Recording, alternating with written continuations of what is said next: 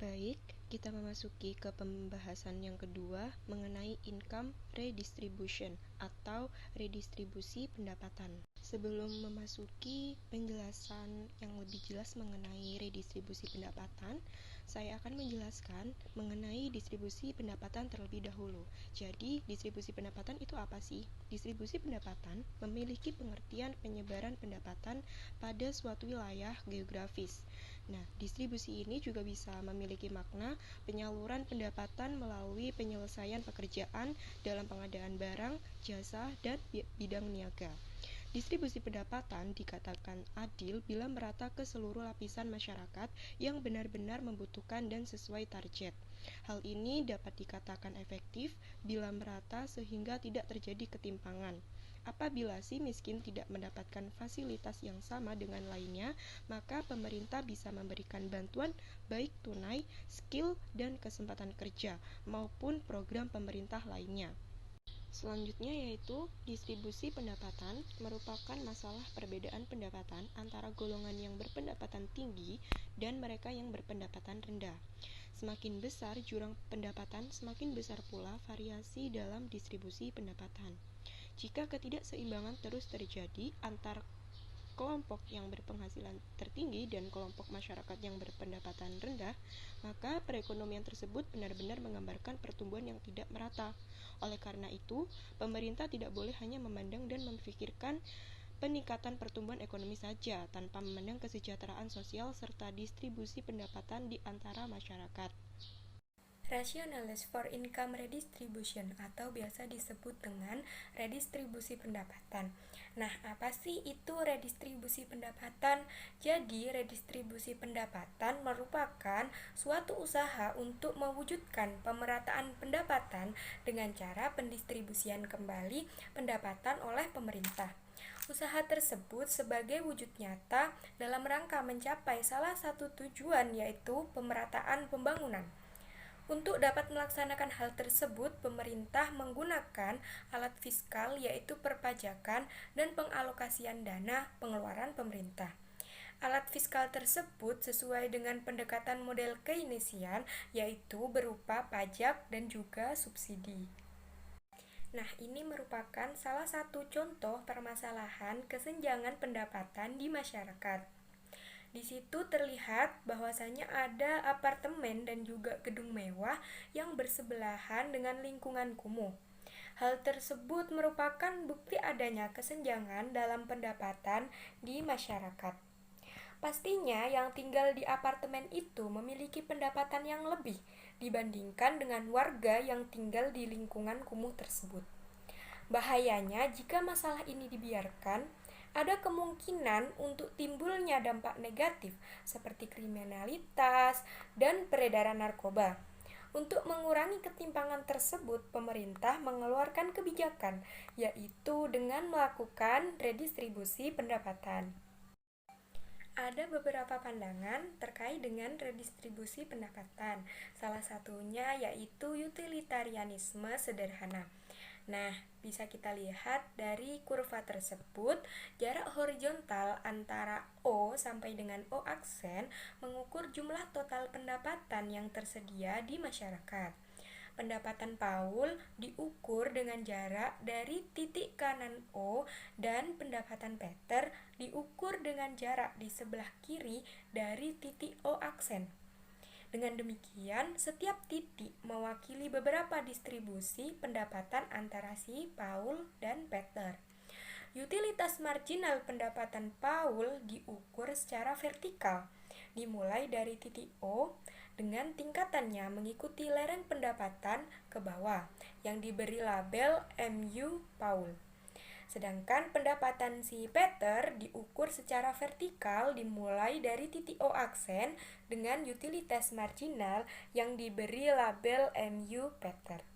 Nah, dari kurva tersebut, asumsikan bahwa awalnya pendapatan si Paul adalah dari titik O sampai dengan A dan si Peter adalah dari titik O aksen sampai dengan A. Apakah kesejahteraan sosial yang tinggi atau jumlah utilitas meningkat jika pendapatan didistribusikan antara Paul dan Peter? Misalkan, dolar AB diambil dari Peter dan diberikan kepada Paul. Hal ini tentunya akan membuat Peter menjadi lebih buruk, sedangkan Paul menjadi lebih baik. Namun, yang terjadi pada utilitas mereka adalah karena si Peter ini lebih kaya daripada si Paul, maka kehilangan utilitas Peter lebih kecil daripada keuntungan Paul, sehingga jumlah utilitas mereka bisa naik. Selanjutnya yaitu Pareto efisien redistribusi pendapatan. Jadi, fungsi kesejahteraan sosial aditif dan fungsi kesejahteraan sosial maksimin diasumsikan bahwa redistribusi membuat beberapa orang lebih baik dan yang lain menjadi lebih buruk. Hal ini merupakan konsekuensi dari asumsi bahwa utilitas masing-masing individu tergantung pada pendapatannya saja. Sebaliknya, bayangkan bahwa individu berpenghasilan tinggi yang altruistik sehingga utilitas mereka tidak hanya tergantung pada pendapatan mereka sendiri, tetapi dari orang-orang miskin juga. Dalam keadaan ini, redistribusi benar-benar menjadi perbaikan Pareto. Selanjutnya ada pengasumsian. Nah, jadi asumsikan jika Peter atau orang kaya memberikan dolar pendapatan untuk Paul, si miskin, maka peningkatan kepuasan Peter dari melakukan perbuatan baik akan lebih besar daripada kerugian konsumsi sendiri. Pada saat yang sama, utilitas Paul akan meningkat jika ia menerima dolar. Kedua individu akan dibuat lebih baik oleh transfer. Efisiensi memang mensyaratkan bahwa pendapatan didistribusikan sampai utilitas yang diterima oleh Peter dari memberikan dolar untuk Paul, sama dengan kerugian utilitas Peter yang disebabkan oleh konsumsi yang lebih rendah. Akan tetapi, untuk dapat mentransfer pendapatannya sendiri, Peter tidak memiliki cukup informasi untuk mengetahui siapa yang benar-benar miskin.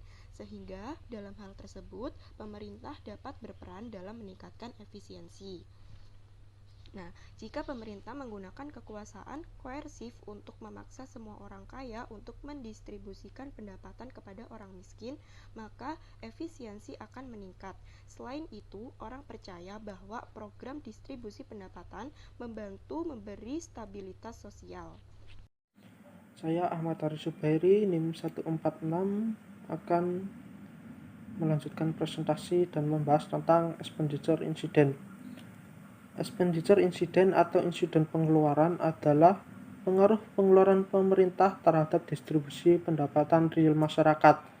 Jadi pemerintah itu menggunakan alat fiskalnya, yaitu pengeluaran pemerintah untuk bantuan, untuk mensubsidi berbagai barang seperti subsidi pupuk, lalu untuk bantuan sembako. Untuk apa? Agar pendapatan masyarakat itu dapat bertambah. Dengan bertambahnya pendapatan masyarakat diharapkan akan memperkecil ketimpangan pendapatan, sehingga kesenjangan sosial yang saat ini masih terjadi juga akan semakin kecil. Insiden pengeluaran ini sulit untuk ditentukan karena ada beberapa alasan. Yang pertama yaitu relative price effect.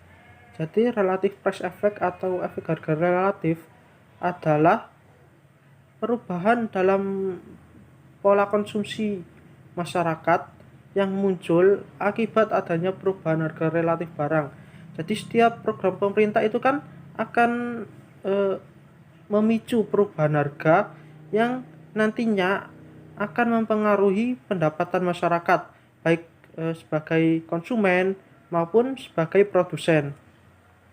Contohnya yaitu jika pemerintah memberi subsidi pada pupuk, maka si penerima ini akan terdorong untuk meminta lebih banyak pupuk, sehingga si penjual ini akan meningkatkan harga pupuk prasubsidi. Dan oleh karena itu, si penerima ini tidak akan mendapatkan manfaat sepenuhnya dari subsidi tersebut. Lalu yang kedua ada public goods atau barang publik. Mungkin teman-teman udah paham ya apa itu barang publik.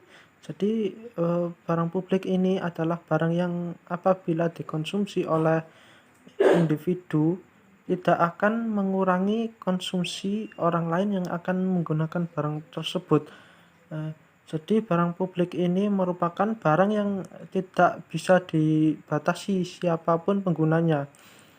Barang publik ini adalah untuk masyarakat secara umum, secara keseluruhan, sehingga semua kalangan pun dapat menggunakannya, baik itu dari kalangan atas, kalangan menengah, ataupun kalangan ke bawah.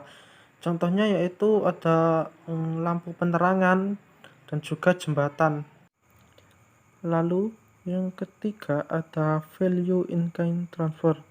Jadi in kind transfer ini adalah transfer income atau transfer pendapatan dalam bentuk barang, atau intinya bantuan yang diberikan oleh pemerintah ini bukan dalam bentuk uang melainkan barang. Contoh in kind transfer ini adalah bantuan sembako.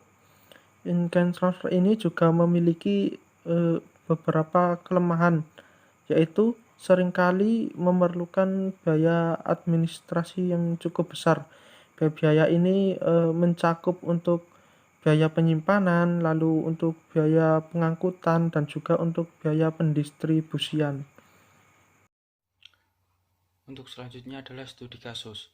Deficit of Health Social Security found in National Health Insurance Program. BPJS Kesehatan dibentuk untuk melaksanakan Jaminan Kesehatan Nasional atau JKN sesuai amanat PP nomor 87 tahun 2013. BPJS Kesehatan mengelola dua jenis aset yang dilakukan secara terpisah, yaitu aset BPJS Kesehatan dan aset DJSK yang terbaru memiliki defisit yang lebih bermasalah pada kinerja keuangan. Terjadinya defisit dana jaminan sosial kesehatan atau DJSK memiliki beberapa faktor utama. Faktor utama penyebab defisit DJSK adalah struktur kontribusi yang manfaat yang tidak berpasangan. Iuran yang diterima dan masih dianggap rendah digunakan untuk membiayai manfaat pelayanan kesehatan yang tidak terbatas. Faktor yang kedua adalah efek asuransi berupa euforia masyarakat pada saat awal pelaksanaan JKN, mendorong mereka untuk lebih sering menggunakan layanan kesehatan meskipun mereka hanya sakit ringan.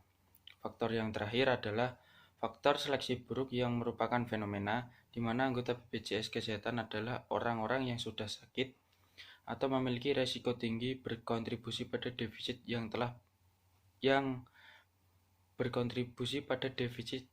lebih besar. Solusi untuk faktor-faktor di atas memiliki dua solusi, yaitu jangka pendek dan jangka panjang. Solusi untuk jangka pendek yaitu solusi pertama yang bisa diajukan adalah mencabut iuran BPI terlebih dahulu. Solusi jangka pendek kedua adalah meningkatkan cakupan keanggotaan. Selain itu, pemotongan DAU dan DBH dari pemerintah daerah yang tidak disiplin perlu dilakukan kepada pemerintah daerah yang menunggak iuran ke BPJS. Untuk solusi jangka panjang untuk mengurangi defisit dana jaminan sosial kesehatan antara lain meningkatkan premi berdasarkan perhitungan aktuaria, menyesuaikan batas atas iuran khusus untuk penerima upah, menerapkan sistem bagi hasil, meningkatkan sistem rujukan dan rujukan balik, alokasi pajak rokok, dan meningkatkan dan memprovokasi layanan pencegahan. Demikian dari kelompok kami, kurang lebihnya saya mohon maaf. Wassalamualaikum warahmatullahi wabarakatuh.